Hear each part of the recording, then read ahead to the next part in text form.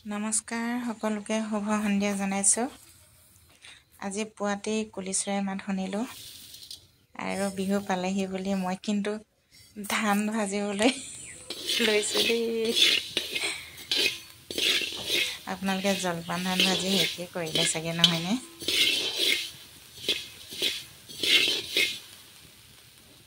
আৰু পাকঘৰটো বনাই থকাৰ কাৰণে এনেকৈ বাহিৰতে ভাজিছোঁ,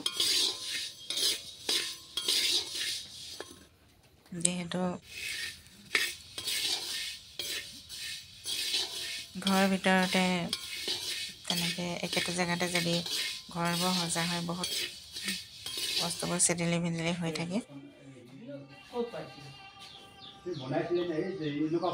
সেইকাৰণে বাহিৰতে ভাজিছোঁ। আৰু